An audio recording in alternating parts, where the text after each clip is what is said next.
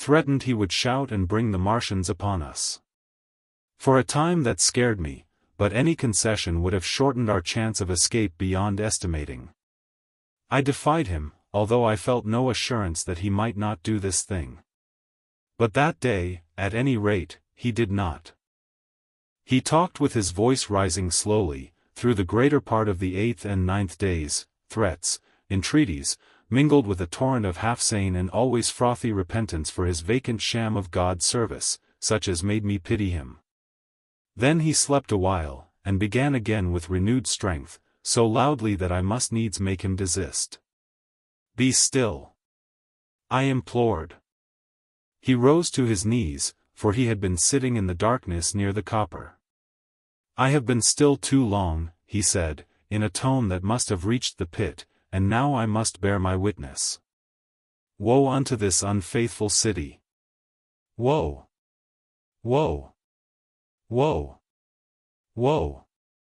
Woe! To the inhabitants of the earth by reason of the other voices of the trumpet, shut up!" I said, rising to my feet, and in a terror lest the Martians should hear us. "For God's sake, nay," shouted the curate, at the top of his voice, standing likewise and extending his arms. "Speak! The word of the Lord is upon me." In 3 strides he was at the door leading into the kitchen. "I must bear my witness. I go. It has already been too long delayed." I put out my hand and felt the meat chopper hanging to the wall. In a flash I was after him. I was fierce with fear. Before he was halfway across the kitchen I had overtaken him. With one last touch of humanity I turned the blade back and struck him with the butt. He went headlong forward and lay stretched on the ground. I stumbled over him and stood panting. He lay still. Suddenly I heard a noise without, the run and smash of slipping plaster, and the triangular aperture in the wall was darkened. I looked up and saw the lower surface of a handling machine coming slowly across the hole. One of its gripping limbs curled amid the debris, another limb appeared, feeling its way over the fallen beams. I stood petrified, staring. Then I saw through a sort of glass plate near the edge of the body the face, as we may call it, and the large dark eyes of a Martian, peering, and then a long metallic snake of tentacle came feeling slowly through the hole. I turned by an effort, stumbled over the curate, and stopped at the scullery door. The tentacle was now some way, 2 yards, or more, in the room, and twisting and turning, with queer sudden movements, this way and that. For a while I stood fascinated by that slow, fitful advance. Then, with a faint, hoarse cry, I forced myself across the scullery. I trembled violently, I could scarcely stand upright. I opened the door of the coal cellar, and stood there in the darkness staring at the faintly lit doorway into the kitchen, and listening. Had the Martian seen me? What was it doing now? Something was moving to and fro there, very quietly. Every now and then it tapped against the wall, or started on its movements with a faint metallic ringing, like the movements of keys on a split ring.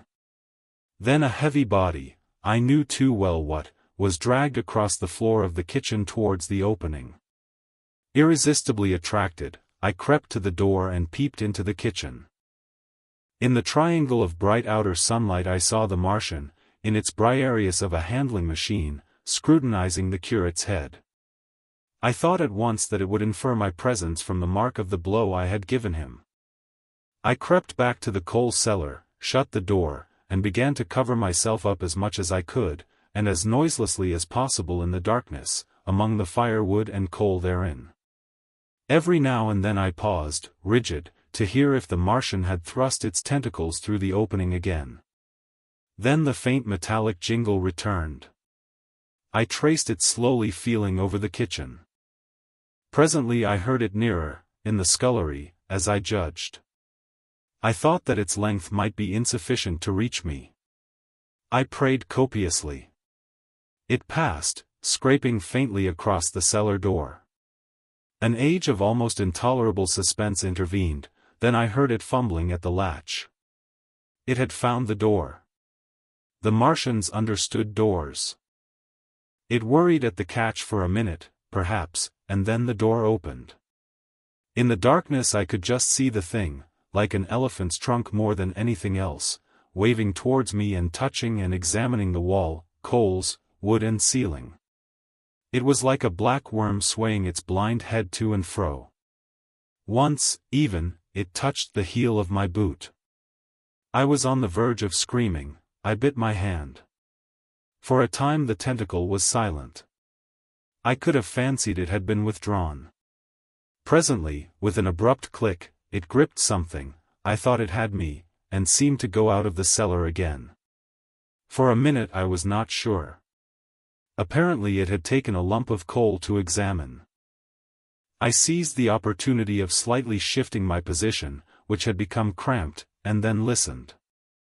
I whispered passionate prayers for safety. Then I heard the slow, deliberate sound creeping towards me again. Slowly, slowly it drew near, scratching against the walls and tapping the furniture. While I was still doubtful, it rapped smartly against the cellar door and closed it.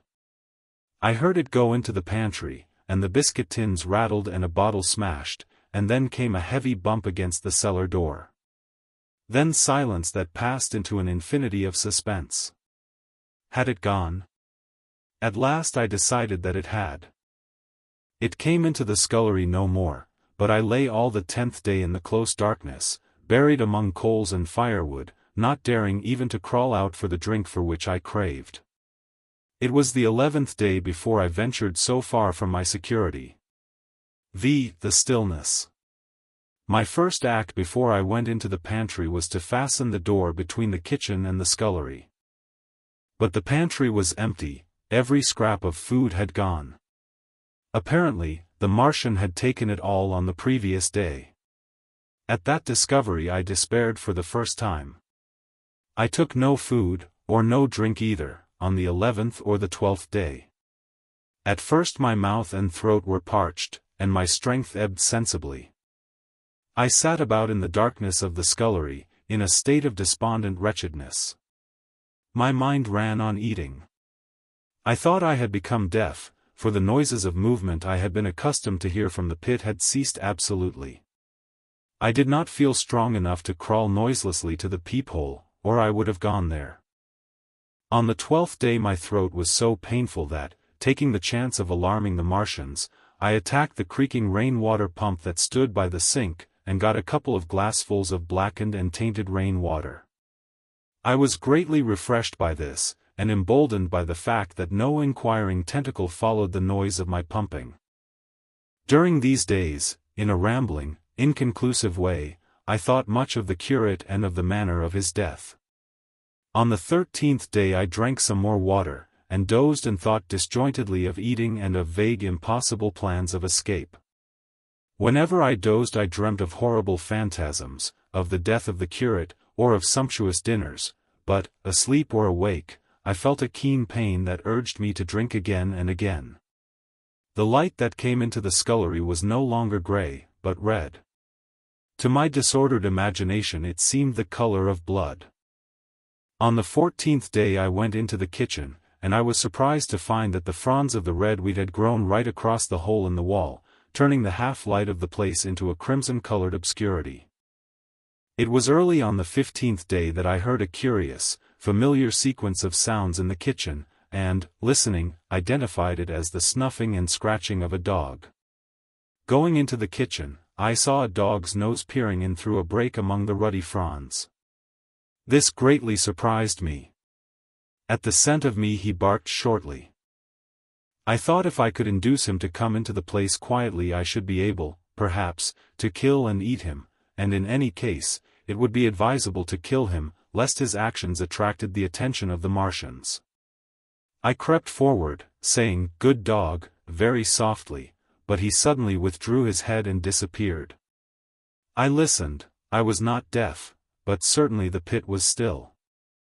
I heard a sound like the flutter of a bird's wings, and a horse croaking, but that was all. For a long while I lay close to the peephole, but not daring to move aside the red plants that obscured it.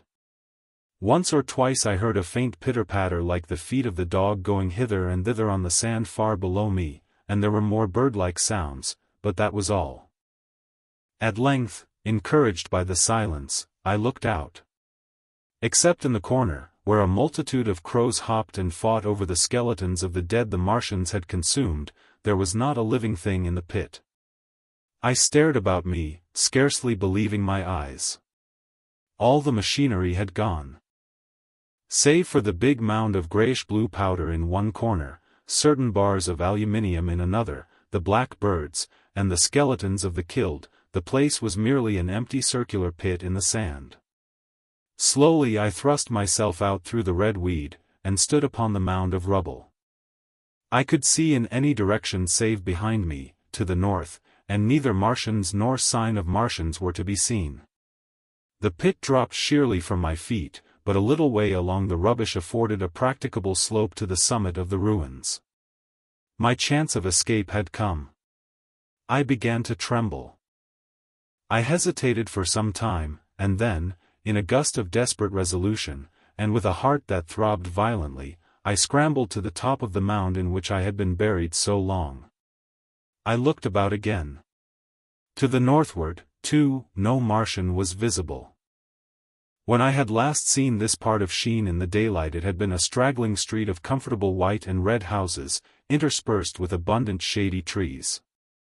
Now I stood on a mound of smashed brickwork, clay, and gravel, over which spread a multitude of red cactus-shaped plants, knee-high, without a solitary terrestrial growth to dispute their footing. The trees near me were dead and brown, but further a network of red thread scaled the still living stems. The neighboring houses had all been wrecked, but none had been burned. Their walls stood, sometimes to the second story, with smashed windows and shattered doors. The red weed grew tumultuously in their roofless rooms. Below me was the great pit, with the crows struggling for its refuse. A number of other birds hopped about among the ruins.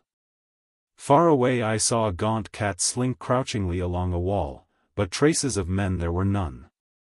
The day seemed, by contrast with my recent confinement, dazzlingly bright, the sky a glowing blue.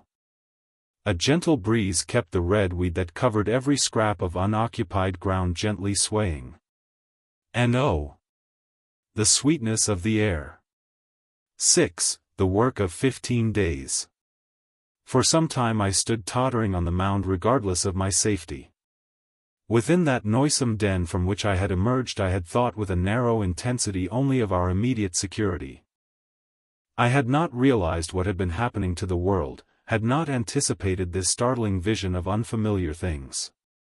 I had expected to see Ch10 in ruins.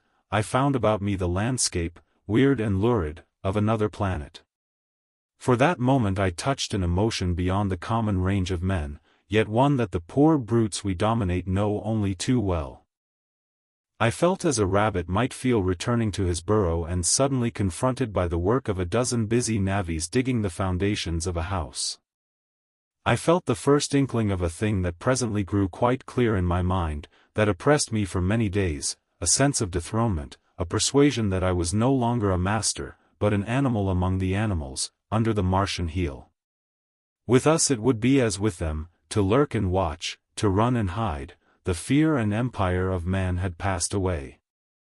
But so soon as this strangeness had been realized it passed, and my dominant motive became the hunger of my long and dismal fast. In the direction away from the pit I saw, beyond a red-covered wall, a patch of garden ground unburied. This gave me a hint, and I went knee-deep, and sometimes neck-deep, in the red weed. The density of the weed gave me a reassuring sense of hiding. The wall was some 6 feet high, and when I attempted to clamber it I found I could not lift my feet to the crest. So I went along by the side of it, and came to a corner and a rockwork that enabled me to get to the top, and tumble into the garden I coveted. Here I found some young onions, a couple of gladiolus bulbs, and a quantity of immature carrots, all of which I secured, and, scrambling over a ruined wall, went on my way through scarlet and crimson trees towards Ch10. It was like walking through an avenue of gigantic blood drops, possessed with two ideas: to get more food, and to limp, as soon and as far as my strength permitted, out of this accursed unearthly region of the pit. Some way farther, in a grassy place, was a group of mushrooms which also I devoured, and then I came upon a brown sheet of flowing shallow water, where meadows used to be. These fragments of nourishment served only to whet my hunger. At first I was surprised at this flood in a hot, dry summer, but afterwards I discovered that it was caused by the tropical exuberance of the red weed. Directly this extraordinary growth encountered water it straightway became gigantic and of unparalleled fecundity. Its seeds were simply poured down into the water of the Wey and Thames, and its swiftly growing and titanic water fronds speedily choked both those rivers.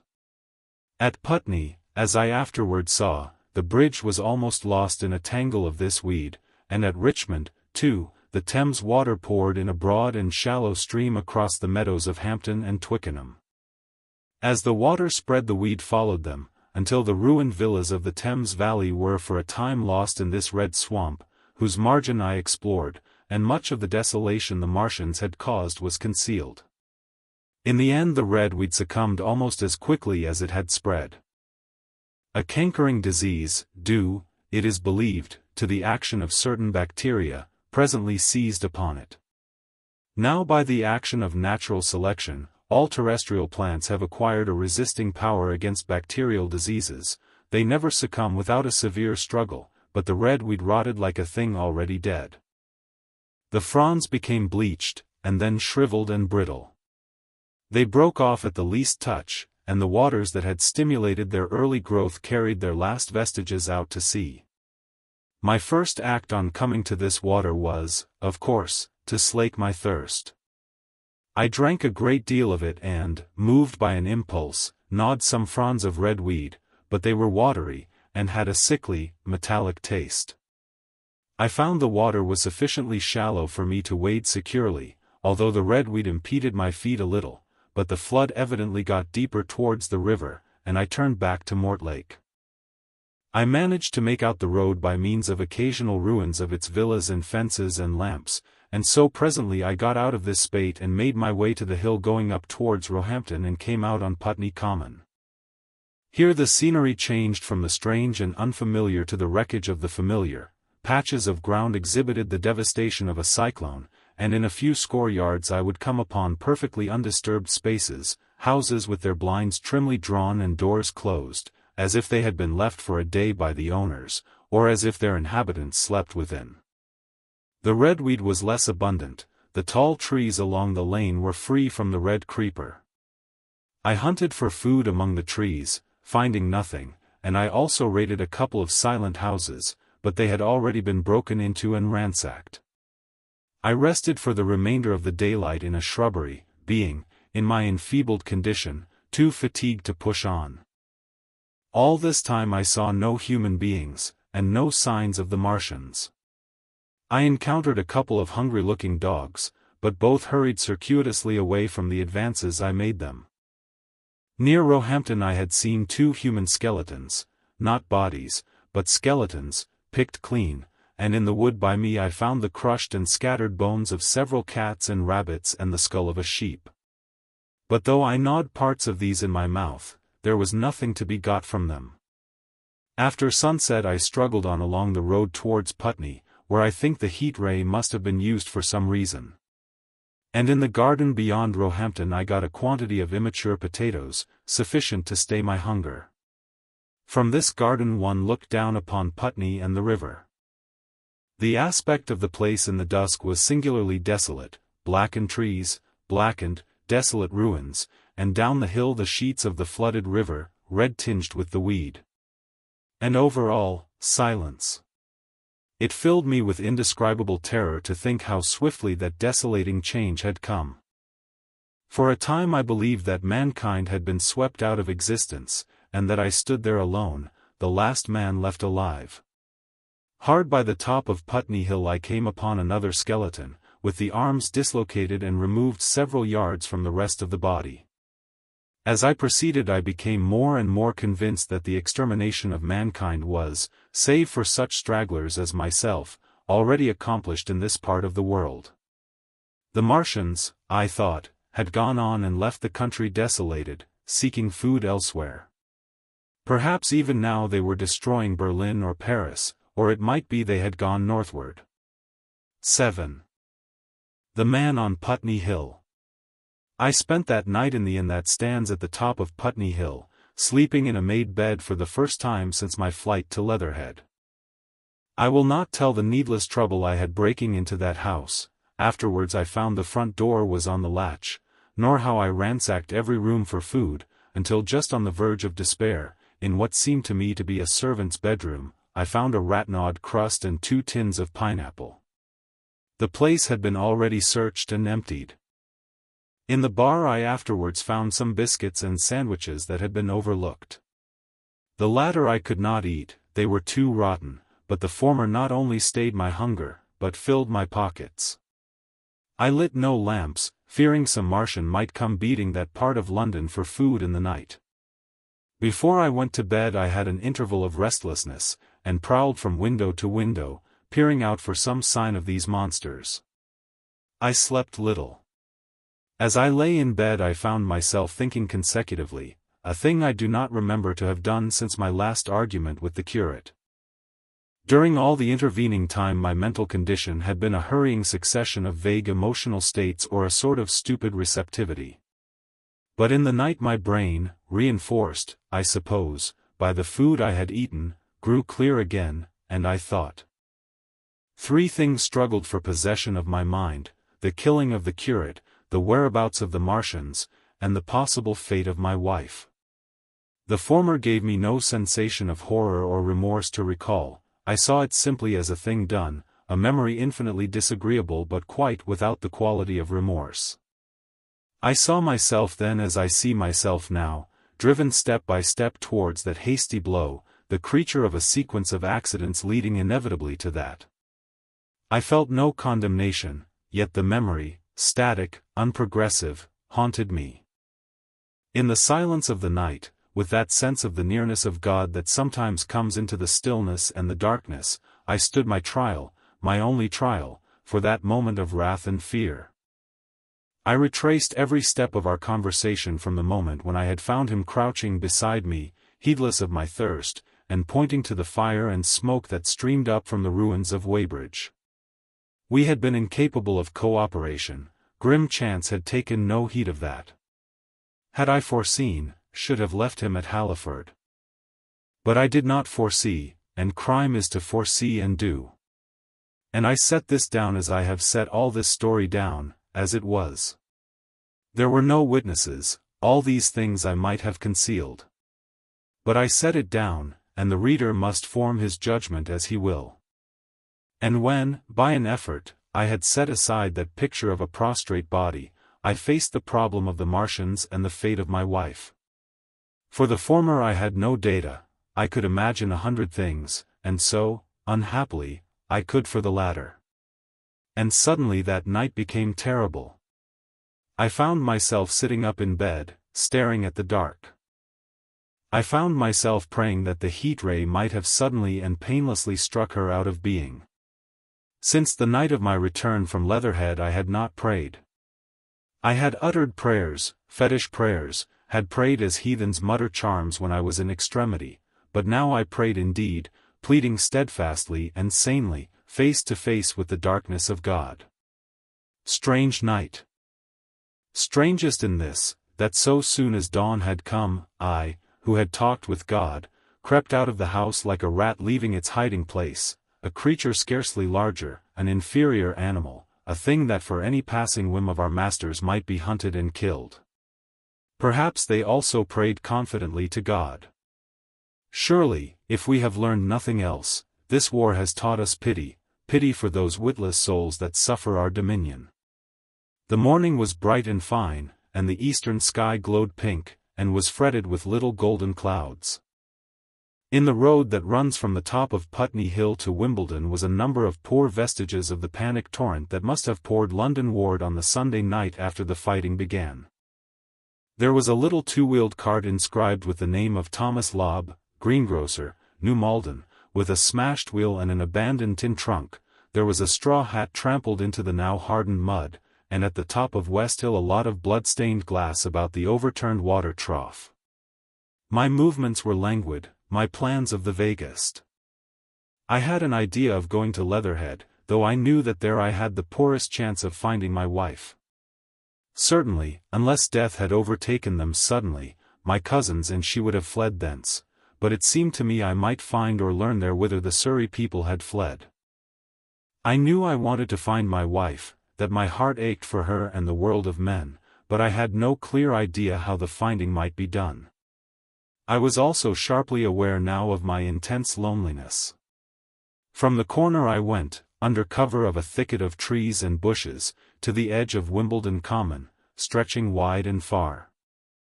That dark expanse was lit in patches by yellow gorse and broom, there was no red weed to be seen, and as I prowled, hesitating, on the verge of the open, the sun rose, flooding it all with light and vitality. I came upon a busy swarm of little frogs in a swampy place among the trees. I stopped to look at them, drawing a lesson from their stout resolve to live. And presently, turning suddenly, with an odd feeling of being watched, I beheld something crouching amid a clump of bushes. I stood regarding this. I made a step towards it, and it rose up and became a man armed with a cutlass. I approached him slowly. He stood silent and motionless, regarding me. As I drew nearer I perceived he was dressed in clothes as dusty and filthy as my own. He looked, indeed, as though he had been dragged through a culvert. Nearer, I distinguished the green slime of ditches mixing with the pale drab of dried clay and shiny, coaly patches. His black hair fell over his eyes, and his face was dark and dirty and sunken, so that at first I did not recognize him. There was a red cut across the lower part of his face. "Stop!" he cried, when I was within 10 yards of him, and I stopped. His voice was hoarse. "Where do you come from?" he said. I thought, surveying him. "I come from Mortlake," I said. "I was buried near the pit the Martians made about their cylinder. I have worked my way out and escaped. There is no food about here," he said. "This is my country. All this hill down to the river, and back to Clapham, and up to the edge of the common. There is only food for one. Which way are you going?" I answered slowly. "I don't know," I said. "I have been buried in the ruins of a house 13 or 14 days. I don't know what has happened." He looked at me doubtfully, then started, and looked with a changed expression. "I've no wish to stop about here," said I think I shall go to Leatherhead, for my wife was there." He shot out a pointing finger. "It is you," said he, "the man from Woking. And you weren't killed at Weybridge?" I recognized him at the same moment. "You are the artilleryman who came into my garden." "Good luck," he said. "We are lucky ones. Fancy you." He put out a hand, and I took it. "I crawled up a drain," he said. "But they didn't kill everyone. And after they went away I got off towards Walton across the fields. But, it's not 16 days altogether, and your hair is grey." He looked over his shoulder suddenly. "Only a rook," he said. "One gets to know that birds have shadows these days. This is a bit open. Let us crawl under those bushes and talk. Have you seen any Martians?" I said. "Since I crawled out, they've gone away across London," he said. "I guess they've got a bigger camp there.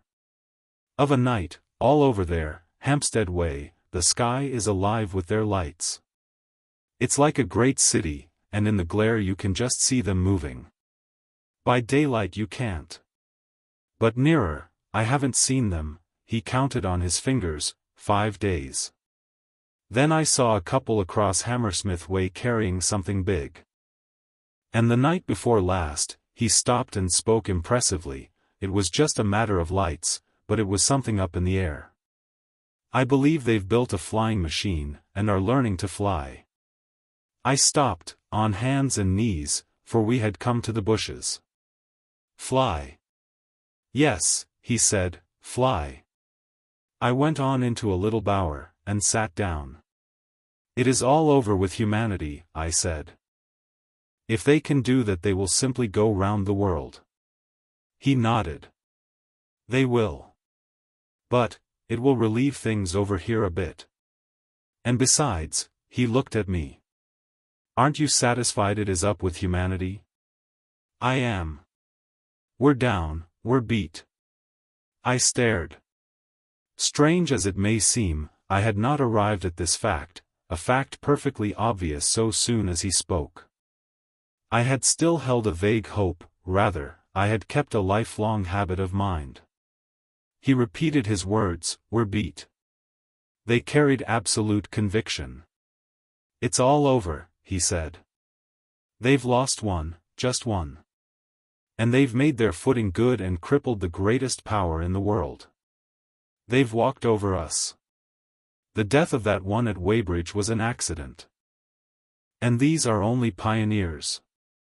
They kept on coming. These green stars, I've seen none these 5 or 6 days, but I've no doubt they're